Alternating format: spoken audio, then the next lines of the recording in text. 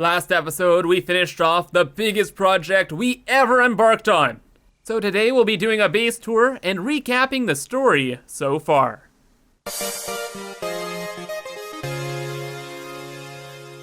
Hello everyone, I'm Kibitz and welcome back to Satisfactory, where last time we completed our first big objective of automating supercomputers and are now producing 22.5 per minute. And you know what? We've built a lot of crazy contraptions on our road to that goal. And I mean like a lot of crazy stuff. So today we're going to be doing a base tour looking over all the progress we've made and catching up new viewers to the series. And to mark the occasion, I did some decorating while live streaming on Twitch, so the base could look a little bit more pretty for our run through today. But then aside from that, everything else is the same as last time. So without further ado, let's begin. And just as a quick heads up, we're going to be going through everything by an episode by episode basis. So like from episode 1 to 50 essentially. So if you want to learn more about some aspect I kind of go over today, you can check out the playlist in the description. Or if you're just looking for how to do something specifically and you want to see how I did it, I also have that all in the description as well, just to make things convenient for you. But anyway, this is where we started. This is starting zone 1. Very nice, very chill. And we started near these 3 normal iron nodes. And for the first like 6 episodes of the series, we kind of just dabbled around here, figuring out how machines worked and like, oh hey, there's concrete. Oh, what? Iron. There's copper over there. Oh, this is amazing. And all that kind of like newbie stuff. But we also decided that we're gonna build tall in our series. And so far we've kind of stuck to that. In fact, we're almost to the satellite up there. So yeah, we've been doing pretty well with that objective. And then also near the start, I decided that I wanted to do things as efficiently as I could. And that kind of introduced us to load balancing. So essentially splitting up resources so that they enter machines at the same time. So everything is running at once and everything stops at once, etc., etc. So that's in contrast to what I like to call the overflow method, where you have a splitter and it splits to one machine, have a splitter in front, splits to the next, etc., etc., etc., all the way down for as long as you want. So this method, it's a little more efficient, takes up a lot more space, but that's just how we're kind of doing things here. Also, on the topic of building tall, we started this way before conveyor lists were out. So throughout the base, there are some of these old spiral relics, I guess we can call them. Because before, to move items up, you had to make these incredibly beautiful conveyor pole stacks, which has all the belts twisting and turning all over the place, and yeah, like it looks fantastic, but oh my goodness, it took hours. Like considering to what we can do now, just with a conveyor pole, or what are they actually called? Conveyor lifts, that's what they're called. Like yeah, like the 2 hours of work here, replaced in 2 clicks. Like it's crazy. But yeah, there are a few things in the base that are kind of like a relic of their time. So if you're wondering why something might be a little weird, it's probably because we're in older patches, whereas now there's better ways to do things. But still, if you do have any questions, feel free to let me know in the comments, and I'll try and answer as many as I can here. But anyway, as we kept building, our first big project was to make computers. So like this big front square from like here to about here was all based on that, and kind of follows its own philosophy of doing as much as we could with as little as we could. So we tried our best to load balance everything we possibly could into as few manufacturers as possible, using no power shards because that was blasphemy. Power shards were too valuable. But we continued that pretty much up these entire towers, just more and more constructors all over the place, going absolutely crazy. And as we got taller, built a little elevator here for bounce pads, because bounce pads are the best. And yeah, things kind of hit a peak once we reached steel. Because first off, our little tower here definitely could not handle all of our steel production. And we kind of had to do our first bit of expansion. But then things got truly wild when we reached these encased industrial beams. Because then I realized, oh gosh, these numbers aren't fun to play with or to load balance. Like 36 steel pipes per minute, 20 concrete per minute. That doesn't really work out very nicely. Because we had only dealt with like plates and simple things. This was a little bit more complex. And the load balancing for it got a little crazy as well. Like a little too crazy, in fact. And also trying to use the load balancing method for things in such a compact space was near impossible. So yeah, we had to change things up a bit. Which brings us to our glorious screw factory back here. So this is our first big departure from our main base here. Started building a screw factory over here just to build as many screws as we could. And then we're gonna load balance the screws in this facility and then bring them back to the main one. At least that was the initial idea. So I think I got like 2 iron nodes, I can't remember exactly what. But we got a couple iron nodes, built a couple smelters here, and then we actually started constructing screws. And oh my goodness, what a project this was for its time. I had never built this many constructors, just for one thing, and whew, this was quite overwhelming. But then things just got even more crazy when we actually needed to make the screws, because our iron rods need to go into the constructors to turn into 90 screws per minute. And oh, yep, all this was created. Mind you, there is an alternate recipe which just uses iron to make screws, so like half of the constructors in here are completely worthless, but I didn't have, nor do I have, all of the hard drives in the game yet. So we're kind of working with the technology of our time. Well, that's okay though, because the end result was still thousands and thousands and thousands of screws. And everything kind of worked out quite well. In fact, we still have screws that we can use from this area to this day. Because I've load balanced quite a few of them off to other projects, but there's still some capacity available. Now you see, at this point though, we started to run into a bit of a problem. Because we had a lot of machines, but our power situation, not looking so spicy. Because to start here, we had made this very adorable biofuel plant, and thanks to it, we could produce about 200 megawatts at the time. Then of course we got into the coal business, and that got us about 1,200 more megawatts, but we still needed more. And that need brought us to the beautiful Gold Coast, which we then proceeded to completely annihilate with massive infrastructure projects and our first oil power plant.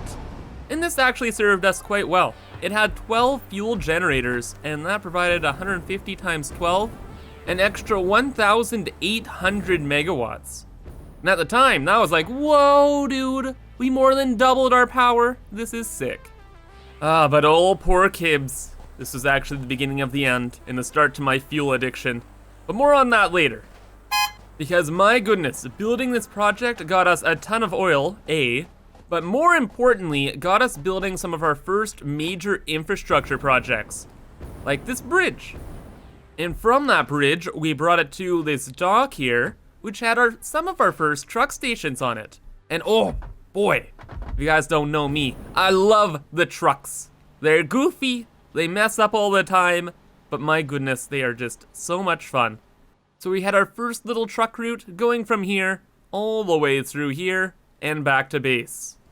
And also from that truck route, we needed to build this huge piece of infrastructure here, which kind of connects our base to the northwest of the rest of the world. And then we use this bridge as a guide for all future infrastructure projects. And it was a really good time, because we also developed one of our first prototype truck station areas. And these bad boys, oh my goodness, we still use to this day. And they kind of work like a bit of a donut, wherein the trucks would come in, turn into their station, go through an outflowing lane, so all the trucks would eventually end up here, and then go back onto the road. And this idea we have exploited for many, many projects, and scaled to an enormous degree. But we'll talk more on that a little bit later, because once we had our oil, we were really thinking about computers, and we needed plastic. So we made our first big oil refinery area, which has 1, 2, 3, 4, 5, 6, 7, 8, 16 refineries. So we had all the plastic and fuel we'd ever need, or so I thought. But for the time over there, that was definitely enough. So we made some circuit boards in the tower over here. Then we finally were able to make computers! And what a glorious day it was. Because finally, after long last, we'd achieved our first big goal. And we're automating, I don't know, around 7 or 8 computers per minute. Which was honestly pretty good, considering how we're going about things. I was pretty pleased with that. And around the same time, we also automated heavy modular frames. I think it was soon after we finished the screw factory. And yeah, we just have the one machine making 2 per minute.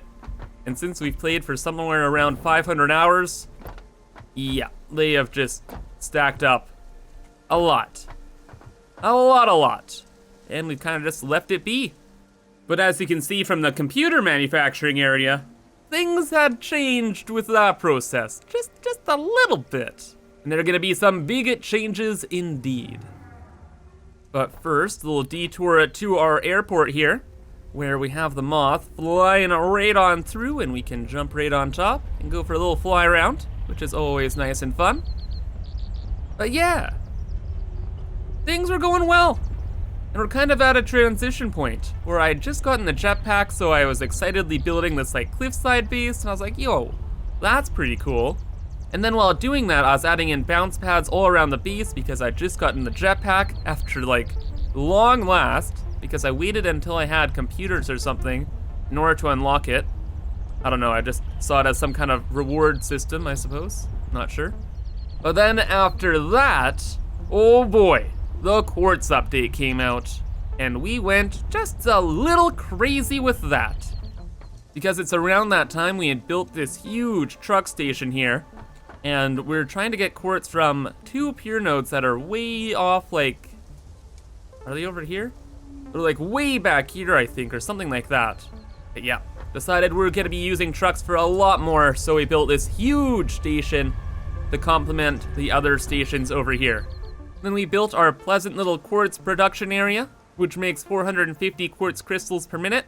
And then we took a hard detour into our weapons factory. And oh boy was I excited to make weapons. Oh boy was I indeed. So for weapons, we had to get our first bits of sulfur. So I'm not sure when we built this highway, but this highway kind of grabs some from way down over here. And we have that go into, oh, this area. This is odd. Why? Ignore the trees, but this is where we started our weapons factory here. And one of the first big projects that we use the overflow method, because we don't really need our weapons production to be efficient, because everything's full like 99% of the time. So it's no big deal. But yeah, we brought everything together here into 2 manufacturers, made some fine black powder, and with that we're able to craft ourselves those beautiful explosives and our very precious rifle ammo.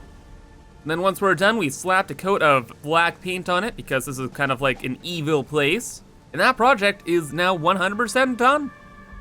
Oh, and remember earlier when I said we're trying to do as much as possible with as little as possible? Well, our mentality started to kind of shift here, especially after building the screw factory. Like, having all the screws there made things so much easier in the main factory. And we kind of started scaling that idea up a bit. So I needed some extra steel pipes, I think, for that project.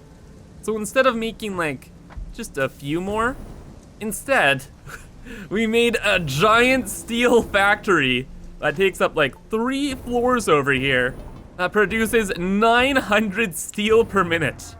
Like, it's absolutely insane and definitely a little overkill, but it did turn out looking really, really cool. But then we actually never finished the project.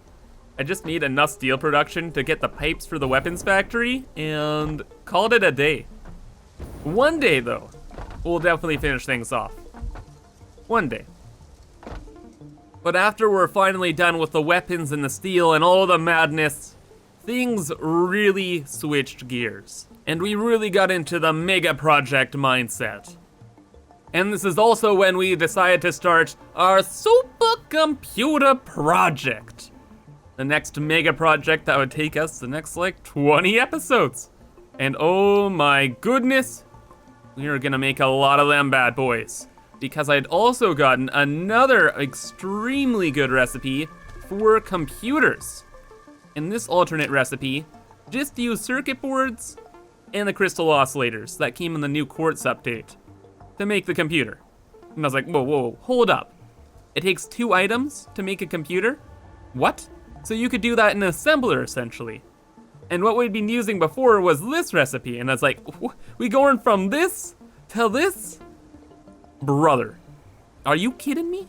Are you kidding me? So I saw this and I was like, okay, we're going big scale. All we really need are a lot of these crystal oscillators. And guess what? We got another alternate recipe for them as well, which allowed us to use crystals, rubber, and AI limiters to make 3 at a time instead of the vanilla 1 at a time. I was like, okay, so we just make a massive machine that can make a ton of crystal oscillators, then we can make a ton of computers. Easy, right? Well, as I'd soon figure out, no. Because from that whole idea, I created the Beast, a supermassive crystal oscillator factory that produces 67.5 oscillators per minute. And lordy, does this machine look amazing. Like, I built it for the looks primarily, and then hooked it up afterwards, but oh, let me tell you, it's called the Beast for a reason. Because not only is it massive, but it required more resources than I could even imagine. I was kind of freaking out. But with all big projects, all you really need to do is break them down into smaller parts and make it more approachable. So after building the first iteration of the Beast, just like the manufacturers and the general look of it, we need to make a ton of AI limiters and rubber, because thankfully we already had the quartz covered. So for the AI limiters and the rubber, we needed more oil. Let's begun the second oil crusade. A crossover to the Crater Lake way over here. So we went into this biome and conquered it by building a new superhighway and massive refinery plant, which we used actually to make a ton of fuel. Because with the fuel, I was thinking we could use that fuel to make a new power plant and use the oil from our old power plant area to make the oscillators. I thought that was a bit of a better idea. But to get all of the oil from that lake all the way back to base, I had to make another massive infrastructure project, essentially this bridge that runs all the way across this biome and way deep into the lake area. Because we had trucks and we didn't have trains yet. So it's either I send a fleet of 4 trucks into that place, or I just belt things over. And I decided to belt things over, which was a good decision, because ye old belts are very reliable. And also, as we have been transferring things to our new train system, we're freeing up more belts so we can bring different things on them instead. So it's all working out right now. But from that point, we started to make some quick wire. So we had our first iteration of our quick wire plant over here. That was just the default recipe. But we'll get into that a little bit more later because I completely revamped it. And also, once we had all the fuel back at base, we started to make turbo fuel and started our turbo fuel power plant. So turbo fuel can only be unlocked through an alternate recipe for whatever reason. That may have changed in all the updates. But at the time, only through an alternate recipe. So we got that, and we made, there's tons of turbo fuel. Pretty much all the oil from the lake area, we wanted to turn into turbo fuel. And that required sulfur, coal, and of course, our fuel. And let me tell you, we made 70 assemblers to make turbo fuel. Because with all that turbo fuel, I wanted to make 250 fuel generators to produce a whopping 37,000 500 megawatts of power. Oh. And we got about 2/3 of the way through the project. So we had 2 layers of turbo fuel generators here. But then for the 3rd layer, we ran out of sulfur. So in my area, there's only 2 nodes. There's one over here, and there's another over here. But they could both only provide 600 sulfur per minute, and we needed 900 sulfur per minute. So we ended up having to put the project on hold, and once I had more sulfur, I was gonna finish it off, but by that time, we had other sources of power to exploit. But that's okay, because still, just with the 2 layers, we had somewhere in the range of 25,000 megawatts of power still, and that was more than enough for our current projects. In fact, it kind of still is, but nonetheless, we went off to make the AI limiters. So like I said, we had our first iteration of our quickwire factory over here. Then we reallocated some space in our old tower that used to make computers, and we started making just tons of AI limiters here. So we have 2 rows of 7 assemblers, which can produce all of the AI limiters that we need for both the Beast and for supercomputers much later on. And aside from using the oil from over there to make those AI limiters, we could also feed the Beast with the rubber it needed, and finally, we brought it online. And with this, we finally had all of the crystal oscillators we needed for computers. And also, I gotta say, this was by far the most difficult part in our journey. Because not only did we have to make so much infrastructure just getting the materials we needed, but also our base had to expand significantly to handle all the capacity. Because my general philosophy with building things is to try and keep everything centralized here. I think the only things uncentralized are anything to do with power, really. Like we have our nuclear stuff way over there. And then the oil things that I just showed, like all those stacked up refineries over here. Because I considered that to be part of power. Because I was making fuel for a power plant, so I just had it over there. Yeah. But of course, times have changed. Moving on though, we actually started to make computers again, after long last, in what I call our little computer shoebox. Because I just used this tiny little parcel of land between our coal generators and kind of this highway to build the whole thing. And you know, we got it up and running. It actually is very quaint, very cute. It's one of my favorite little factories in the entire world. Because we just compacted so much into such a small space, it's just really nice.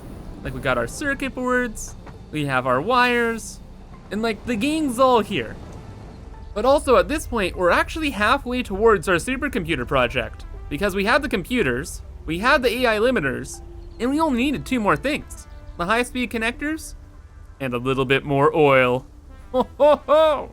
But I didn't worry about this plastic here. Instead, we went looking into the high-speed connectors.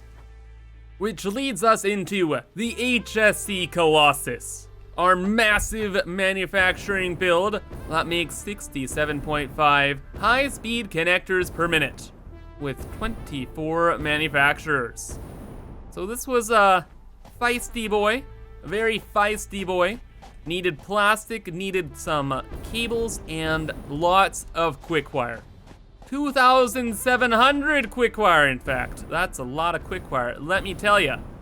So we built this machine, we organized all the load balancing for it, and then we had to leave it for a bit. Because first, we had to finally upgrade our quickwire situation. So the default quickwire recipe we're using used 15 Caterium ingots per minute to make 60 quickwire per minute. Cahowever, with an alternate we can use both copper and quickwire, copper and Caterium to make quickwire. So essentially, we'd replace 1/3 of our quickwire with copper. And that's a good deal. Very good deal. So with that one alternate recipe, we can make 5,400 quickwire per minute, which was absolutely enough for the HSC. But just as things were going well on that project, the new update came out, adding nuclear power plants and later trains. But the update first started with the nuke plants, so we completely derailed from our supercomputer project to make a new nuclear power plant. And oh boy, were we gonna have a lot of fun with that. So essentially, right down the street from our base, there's this pleasant little area here that has a pleasant little cave with a pleasant little node of uranium. And we overclocked a Mark III miner to get, I think, 600 uranium per minute. Yeah, and that all comes through this line here. And that goes over to our nuclear fuel rod processing facility. Just straight up that tower and into this large lad right over here. So this very unpleasant looking box, which we will be decorating at some point later, makes all of our nuclear fuel rods. Essentially as many as we can with the 1 uranium node. After all is said and done though, and we had all of the nuclear fuel rods we needed, we just need to create the nuclear power plants. And I actually left this up to you guys. So either we could build a nuclear spire, where we'd had nuclear power plants going far, far, far up into the sky, or we Thanos snap an entire biome. Like quite literally destroying everything in it and just filling it with nuclear power plants and nuclear waste. And you guys unanimously agreed in the comments that I should Thanos snap a biome. So we built another conveyor highway all the way to another biome, then snapped it out of existence with thousands of explosives. And then from the ashes of this disgusting biome, we built our beautiful nuclear power plant that runs on 27 nuclear reactors, which provides us with 67,500 megawatts of power. So pretty much all of our power right now. And as you can see, it still has plenty of nuclear fuel rods to burn through because we're using very little power while our factory is idle. So yeah, kinda is all good. Works for us very, very well. This is actually my first time here since I changed the color scheme. They look pretty neat. I like it. Like it a lot. Oh, and yes, all of the nuclear waste. How could I forget about that?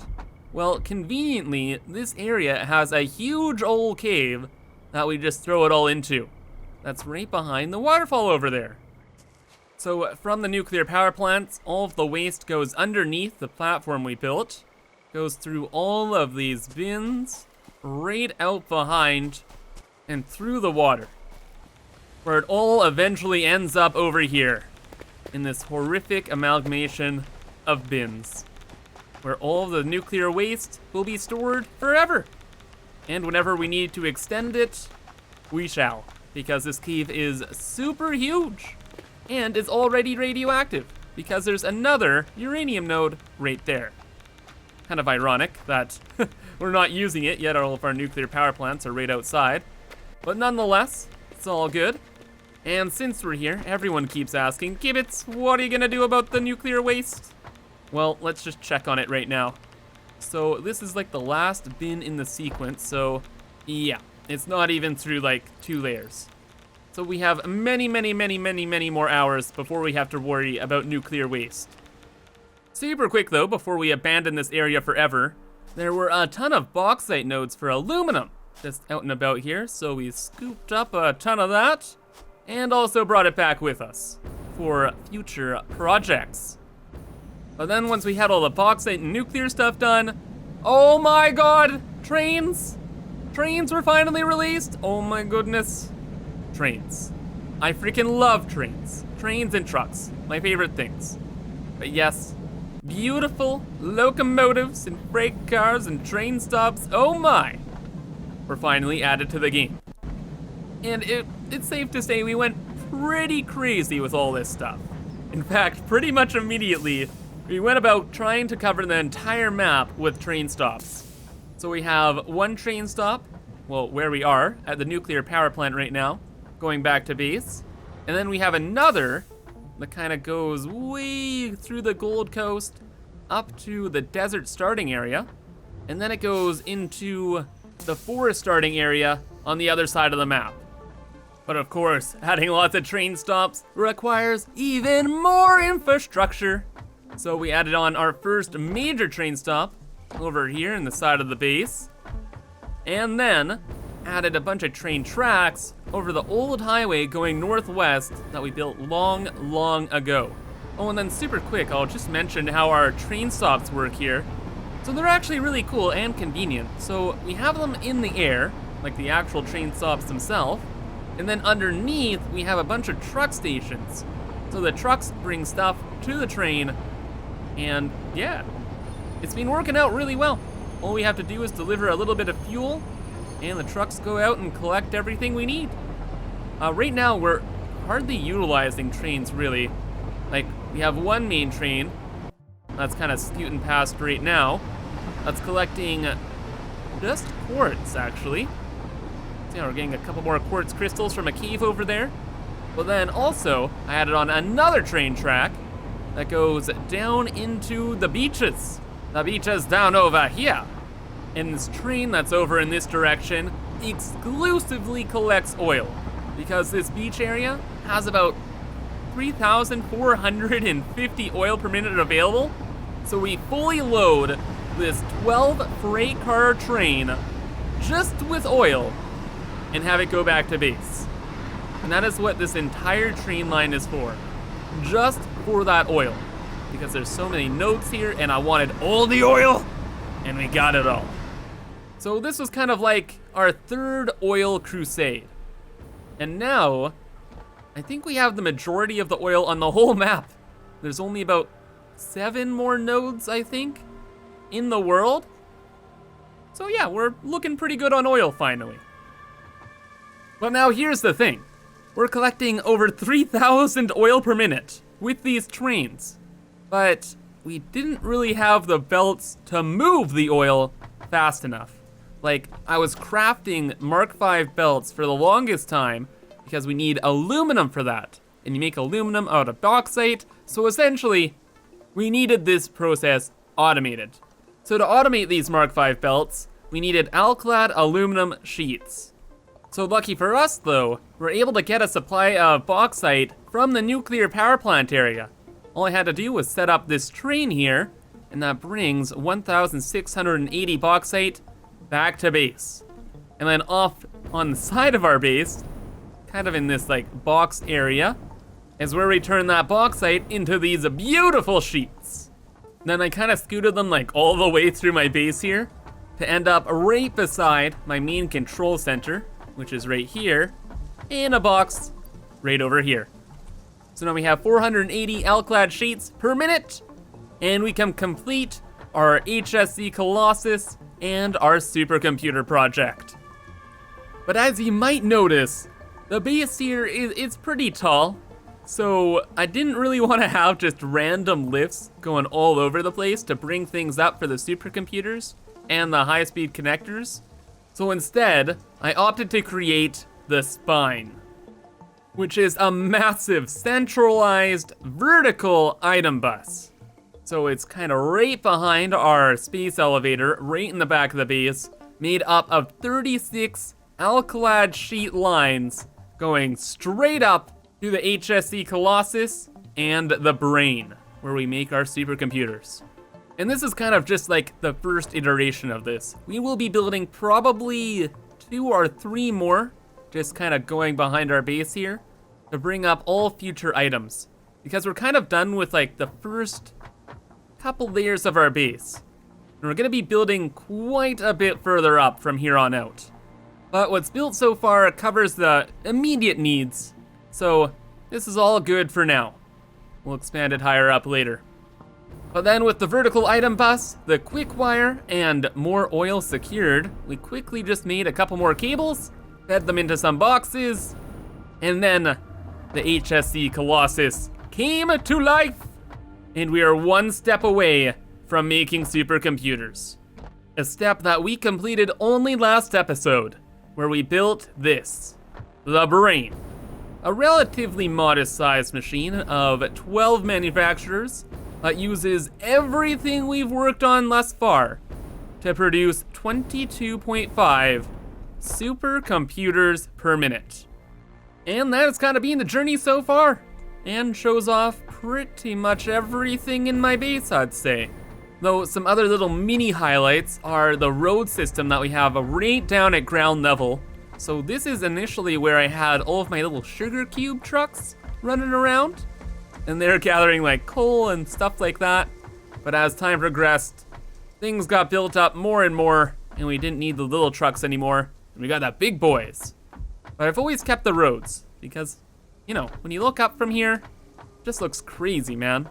Looks crazy, looks wild, and it's a nice bit of nostalgia.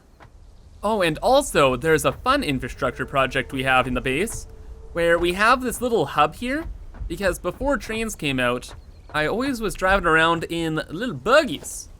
So we had this little buggy that would eventually wind its way here, and we also have fuel being brought here, so we can just grab fuel on the go. And from this point, we can drive out of our base in pretty much any direction. So we could go either to the right and head east over towards the Crater Lake area, or we could go to the northwest and head to that highway I was showing off earlier. Or if we just want to go straight out of our base, we go through a few little tunnels here, take a right. I have this whole, whoa, bud. And I have this whole truck highway built right underneath most of my base here. So most of my trucks going in and out of that big door. Aside from that though, the rest of the guts of my base is just tons and tons of smelters and constructors.